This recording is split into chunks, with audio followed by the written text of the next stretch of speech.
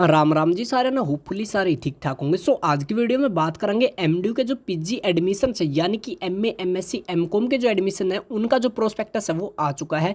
इसमें आपके एडमिशन कब होंगे, क्या आपकी एंट्रेंस की डेट रहने वाली, कब कब आपके एंट्रेंस होंगे, सारी की सारी डेट्स और सारी की सारी फीस वगैरह सीट वगैरह के बारे में बात करेंगे जो जो आपके प्रोस्पेक्टस में आई है। तो वीडियो को आखिरी तक जरूर देखना, और जो भी स्टूडेंट चैनल पर नए हैं तो भाई चैनल को सब्सक्राइब कर ले, और आप हमारे इंस्टाग्राम आई को भी ज्वाइन कर सकते हो अगर आपको हमसे डायरेक्ट कंसल्ट करना है। तो सबसे पहले बात करते हैं, आपके जो एमडीयू के पीजी के एडमिशन फॉर्म है वो आपके स्टार्ट हो गए हैं आज से, यानी कि 15 मई से आपके फॉर्म है वो ऑनलाइन स्टार्ट हो गए। आपको भरने कहाँ पे, एमडीयू स्टूडेंट पोर्टल के ऊपर आपको लॉगिन करना है। वहाँ से आपको अप्लाई फॉर न्यू एडमिशन के लिए अप्लाई करके उसके बाद आप अपना कोर्स है वो फिल कर सकते हो। इसकी जो लास्ट डेट रहने वाली है वो है आपकी 6 जून की। ठीक है, 6 जून तक आप इसके जो फॉर्म है वो भर सकते हो।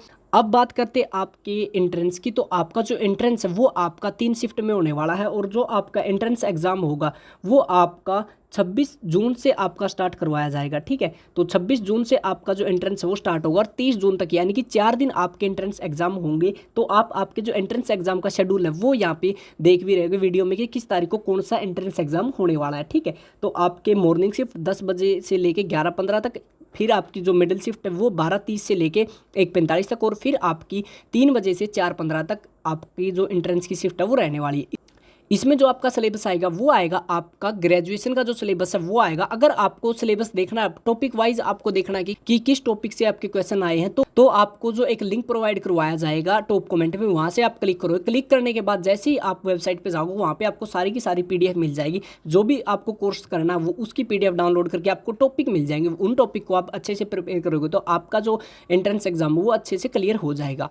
अब एंट्रेंस एग्जाम क्लियर होने के बाद जो आपकी पहली मेरिट लिस्ट बनेगी वो आपकी 12 जुलाई को आपकी पहली मेरिट लिस्ट लग जाएगी, और 13 और 14 तक आप उसके जो फीस वगैरह डॉक्यूमेंट वेरिफिकेशन करवा सकते हो। अब बात करते हैं कि जब आप मेरिट लिस्ट में नाम आ जाएगा तो आपको क्या क्या डॉक्यूमेंट्स चाहिएंगे। सबसे पहले आपको एक डॉक्यूमेंट चाहिएगा एज प्रूफ के लिए। ठीक है, और आपको चाहिए मार्कशीट आपकी। ये आपके डॉक्यूमेंट मैंडेटरी है। तो मैं बता दूं कौन कौन से। सबसे पहले आपको एप्लीकेशन फॉर्म है वो आपको प्रॉपरली भरना है। अगर आपका एप्लीकेशन फॉर्म इनकम्प्लीट होगा तो वो आपका एक्सेप्ट नहीं किया जाएगा। ठीक है, उसके बाद आपको जो आपकी सीजीपीए या फिर आपकी परसेंटेज है वो अच्छे से चेक करके भरनी है, क्योंकि वो एक बार ही सबमिट होती है फॉर्म में, उसके बाद उसको एडिट करने का ऑप्शन नहीं होता। ठीक है, आप अपने भी आप पे एडिट कर सकते हो, लेकिन आगे जो सबमिट हो चुका वो होता है। अब बहुत सारे स्टूडेंट का डाउट है कि हमारा तो रिजल्ट ही नहीं आया अभी तक, हम क्या करें। तो आपको वहाँ पे रिजल्ट अवेटेड डालना। मैं हर एक वीडियो में बताता हूँ कि अगर आपका रिजल्ट नहीं आया तो आप रिजल्ट अवेटेड डाल देना। जब आपका रिजल्ट आता तो आप उसको दोबारा से अपडेट कर देना। उसके बाद मैं बता दूं कि जो आपको जब फॉर्म भरोगे तो आपको आपकी जितनी भी डीएमसी है वो आपको प्रॉपरली एक स्कैन करके अपलोड करनी है, जो ओरिजिनल होनी चाहिए। ठीक है, फोटोकॉपी आपको स्कैन करके अपलोड नहीं करनी है। अब बात करते हैं जो आपको ओरिजिनल डॉक्यूमेंट चाहिएंगे जब आपकी डॉक्यूमेंट वेरिफिकेशन होगी। ठीक है, तो सबसे पहले आपको आपका एप्लीकेशन फॉर्म चाहिएगा। एप्लीकेशन फॉर्म के साथ आपको आपके पासपोर्ट साइज फोटो चाहिएंगे 4। ठीक है, उसके बाद आपको आपका माइग्रेशन सर्टिफिकेट चाहिएगा अगर आप नॉन एमडीयू स्टूडेंट हो तो, यानी कि अगर आपने एमडीयू से एफिलेटेड कॉलेज में ग्रेजुएशन किया तो कोई दिक्कत नहीं है। अगर आपने कहीं और से ग्रेजुएशन किया तो आपको माइग्रेशन सर्टिफिकेट की ज़रूरत पड़ेगी। उसके बाद आपका जो सीनियर सेकेंडरी यानी कि 12th क्लास की जो मार्कशीट है उसके वो चाहिए ओरिजिनल भी और उसकी फोटोकॉपी भी। उसके बाद आपको ग्रेजुएशन की सभी मार्कशीट चाहिए। ठीक है, जिसकी मार्कशीट नहीं आई है वो रिजल्ट की कॉपी लगा देना। ठीक है, लेकिन आपको डॉक्यूमेंट्स वेरिफिकेशन के टाइम पे सारी की सारी चीज़ें चाहिएंगी। उसके बाद आपका चाहिएगा करेक्टर सर्टिफिकेट। करेक्टर सर्टिफिकेट आपको आपके कॉलेज से प्रोवाइड किया जाएगा। अगर आपका गैप ईयर है, यानी कि आपने 1 से 2 साल हो गए हैं जो आपने ग्रेजुएशन के बीच में गैप है, रीअपीयर की वजह से है या फिर कोई और रीज़न है, तो आप वो आपका जो करेक्टर सर्टिफिकेट है वो आप गाँव के सरपंच से या आप अपनी तहसील में या फिर कोर्ट में जाके बनवा सकते हो। 50-60 रुपये लगते हैं उसके, वो बना के दे देंगे आपको। ठीक है, उसके बाद बात करते हैं अगले डॉक्यूमेंट की, तो वो है आपका कैटेगरी सर्टिफिकेट। अगर आप नॉन जर्नल है, ठीक है, जर्नल कैटेगरी से अलग कोई भी कैटेगरी का स्टूडेंट है उसको आपका कैटेगरी सर्टिफिकेट चाहिएगा। ठीक है, उसके बाद बात करते हैं अगले डॉक्यूमेंट की, तो वो है आपका इनकम सर्टिफिकेट। इनकम सर्टिफिकेट हो, अगर आपका इनकम सर्टिफिकेट नहीं है तो आप फैमिली आईडी से भी काम चला सकते हैं। ठीक है, फैमिली आईडी आपको चाहिएगी, और अभी आप फैमिली आईडी में चेक कर लेना कि आपके जो नाम है, father name, mother name, date of birth है, सारी की सारी चीज़ें एक्यूरेट है नहीं है, क्योंकि अभी आप ठीक करवाओगे तो 8-10 दिन का टाइम लगेगा। लेकिन अगर आपकी एक बार उसमें गलत हो गई तो फिर वो आखिरी तक गलत रहेगी और फिर आपको उसको ठीक करवाने के 1000 से 2000 रुपये देने पड़ेंगे। तो उससे अच्छा है कि आप अभी ठीक करवा के फॉर्म बाद में अप्लाई कर लेना, ठीक है। उसके बाद जो अगला डॉक्यूमेंट है वो है आपका हरियाणा रेजिडेंट सर्टिफिकेट। अगर आप हरियाणा के रेजिडेंट्स हैं तो आपको हरियाणा रेजिडेंस यानी कि डोमिसाइल की जरूरत पड़ेगी। उसके बाद जो अगला है वो है आपका, अगर आप सुपर न्यूमेरी कैटेगरी से बिलोंग करते हैं यानी कि सिंगल गर्ल चाइल्ड है या आप स्पोर्ट कोटा से हैं या फिर आप किसी भी तरीके से सुपर न्यूमेरी सीट्स के लिए अप्लाई कर रहे हैं तो आपको उसका डॉक्यूमेंट चाहिएगा।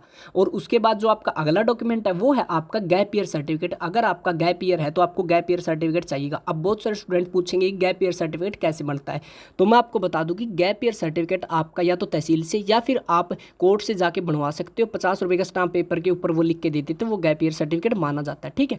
अब बात करते आगे कि आपके जो प्रोग्राम्स हैं इनमें आपकी सीटें कितनी कितनी होती है, तो मैं बता दूं कि जो आपकी सीटें वो मोस्टली आपकी 50 से 60 सीटें होती है, ठीक है। एक लॉ डिपार्टमेंट में आपकी 120 सीटें होती है, बाकी 50 60 70 इतनी सीटें होती है, ठीक है। मिनिमम आपकी 50 होती है, लेकिन जब आपकी रिक्वायरमेंट होती है तो सीटें बढ़ा दी जाती है, ठीक है। जब मैंने पहले एडमिशन लिया था उस टाइम पे भी स्टार्टिंग में 50 सीट थी मेरे डिपार्टमेंट में, लेकिन बाद में जब रिक्वायरमेंट हुई बच्चों ने एप्लीकेशन दी तो वो सीटें बढ़ा के 60 कर दी थी। हर साल ऐसा ही होता है भाई। तो आपका अगर टॉप 60 बच्चों में भी नाम आता है तो आपका एडमिशन हो जाएगा, ठीक है। उसके बाद आप देख भी सकते हो यहाँ पे हर एक कैटेगरी वाइज सीट दिखा रखी है कि किस कैटेगरी में कितनी सीटें हैं।